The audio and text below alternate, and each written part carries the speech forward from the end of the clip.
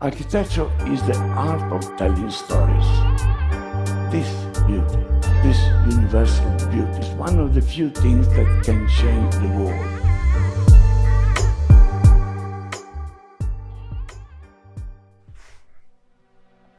Hello and welcome to An Architect's Life. This is the first part of a biographic series looking at some of the most influential architects of all time. Today we begin with Antonio Sant'Elia, an Italian architect and key member of the Futurist Movement.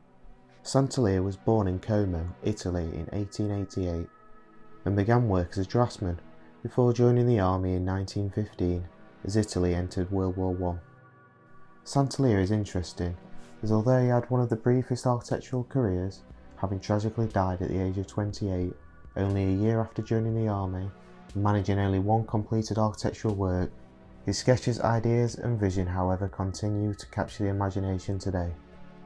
The Futurist movement emerged in the early 20th century, founded by Filippo Tommaso Marinetti, an Italian poet, editor and art theorist. The style was characterised by long dynamic lines and the suggestion of motion and speed. Marinetti at heart was an anarchist and activist. He expressed a passionate loathing of everything old, especially political and artistic tradition. "We want no part of it, the past," he wrote. "We, the young, strong futurists." The futurists admired speed, technology, youth, violence, the car, the aeroplane and the industrial city. All that represented the technological triumph over nature, and they were also passionate nationalists. They repudiated the cult of the past and all imitations of it, instead praising originality, however daring, however violent, that proudly bore the smear of madness. They dismissed art critics as useless, rebelled against harmony and good taste, and swept away all the themes and subjects of previous art and gloried in science. In the autumn of 1908, Marinetti wrote the Manifesto del Futurismo, or the Manifesto of Futurism, which first appeared as a preface to a volume of his poems published in Milan in January 1909. It was later published in the Italian newspaper Gazzetta dell'Emilia in Bologna on the 5th of February 1909, then later in French as the Manifeste du Futurisme in the newspaper Le Figaro on the 20th of February 1909. Marinetti is a controversial figure due to his associations with fascism. Futurism had fascist elements and Marinetti later became an active supporter of Benito Mussolini. He co-authored Il Manifesto di Fasci Italiani di Combattimento, or the Manifesto of the Italian Fasci of Combat, commonly known as the Fascist Manifesto, which was the initial declaration of the political stance founded by Mussolini in 1919 and an early exponent of fascism. Not content with providing controversial opinions on art, politics and social constructs, Marinetti also attacked Italian food. His Manifesto of Futurist Cooking was published in 1930, in which he proposed wide-ranging changes to diets, condemning pasta and instead promoting Italian grown rice. In this as in other ways, his proposed futurist cooking was nationalistic, rejecting foreign foods and foreign names, illustrating the extent of his fascist ideas. Marinetti's Manifesto of Futurism was read far and wide and captured the attention of Sant'Elia, who later met him in 1914. That year he published an architectural reworking of Marinetti's ideas in the Manifesto dell'Architettura Futurista, or the Manifesto of Futurist Architecture. The manifesto opened with the declaration, "No architecture has existed since 1700. A moronic mixture of the most various stylistic elements used to match the skeletons of modern houses is called modern architecture." Sant'Elia then suggests both he and futurists despise and combat the following: all the pseudo-architecture of the avant-garde, Austrian, Hungarian, German and American; all classic architecture, solemn, hieratic, scenographic, decorative, monumental, pretty and pleasing; the embalming, reconstruction and reproduction of ancient monuments and palaces; perpendicular and horizontal lines, cubical and pyramidal forms that are static, solemn, aggressive and absolutely excluded from our utterly new sensibility. The manifesto then goes on to list 8 proclamations that qualify the new futurist architecture proposed by Sant'Elia. The futurist architecture is the architecture of calculation, of audacious temerity and simplicity, the architecture of reinforced concrete, of steel, glass, cardboard, textile fibre and all of those substitutes for wood, stone and brick that enables us to obtain maximum elasticity and lightness. That futurist architecture is not because of this an arid combination of practicality and usefulness, but remains art, i.e. synthesis and expression. That oblique and elliptical lines are dynamic and by their very nature possess an emotive power 1,000 times stronger than perpendiculars and horizontals, and that no integral dynamic architecture can exist that does not include these. That decoration as an element superimposed on architecture is absurd, and that the decorative value of futurist architecture depends solely on the use of original arrangement of raw or bare or violently coloured materials.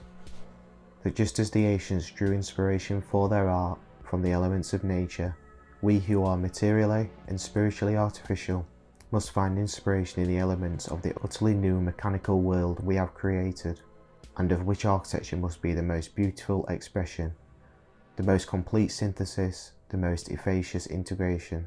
That architecture as art of arranging forms according to the pre-established criteria is finished. That by the term architecture is meant the endeavour to harmonise the environment with man and freedom and great audacity. That it is to transform the world of things into a direct projection of the world of spirit. From an architecture conceived in this way, no formal or linear habit can grow, since the fundamental characteristics of futurist architecture will be its impermanence and transience. Things will endure less than us. Every generation must build its own city. The constant renewal of the architectonic environment will contribute to the victory of futurism, which has already been affirmed by words in freedom, plastic dynamism, music without quadrature, and the art of noises, and for which we fight without respite against traditionalist cowardice. The ideas put forward in the Manifesto of Futurist Architecture are certainly extreme, but at heart it conveys the need to make use and experiment with new technologies such as concrete. Sant'Elia's argument is that architecture should be innovative and expressive, not just procedural. The manifesto is tainted with a nationalistic and fascist perspective. However, the core belief that a complete break from the former architectural styles and historical solutions to facilitate a modern revolution of urban design is a veracious one. Before the publication of the manifesto, Sant'Elia produced a series of drawings for a future utopian city called Città Nuova, or New City, between the years of 1912 and 1914. The design was characterised by soaring structures and high-speed transport, both through and between buildings in the form of highways, train stations and airports. Città Nuova was displayed at an exhibition at the Nuove Tendesi group in 1914. The Art Deco style of architecture was considered an extension of Futurism in the 1920s and 30s, when it was called Art Moderne. The name Art Deco did not come into use until 1968. The Chrysler Building in New York is a primary example of Art Deco Futurist architecture. After World War II, Futurism was reinterpreted through the Googie movement that was closely aligned to the popularity of the space age. Sant'Elia's ideas, however, inspired the avant-garde, neo-futurist art movement, which encompasses many of the architects that have become household names in the 20th and 21st century, such as Renzo Piano, Richard Rogers, Norman Foster, Santiago Calatrava, and Zaha Hadid. Sant'Elia and his futurist architecture were both trailblazers that expanded the imagination of architecture and designers, leading to the cities that we see today. Sant'Elia produced designs for a variety of buildings, including power stations, transport stations, apartment buildings, churches, villas and tombs. Skyscrapers and monumental buildings feature readily, often alongside highly mechanised and industrial cities with multi-level and vehicular circulation. Sant'Elia's drawings have been cited as the influences for Fritz Lang's Metropolis and Ridley Scott's Blade Runner. Among architects, he is also considered to be extremely influential, especially in the case of Helmut Jahn and John Portman, the latter being credited with popularising multi-storey atria in hotels and office blocks that are now commonplace the world over. Sant'Elia was an architect that dealt in dreams and the realm of the impossible, and this is what makes his drawings so compelling. His sketches are fresh, full of energy, belief and a certain innocence that has the effect of rendering them almost timeless. If nothing else, Sant'Elia shows just how powerful self-belief and outstanding design communication truly is.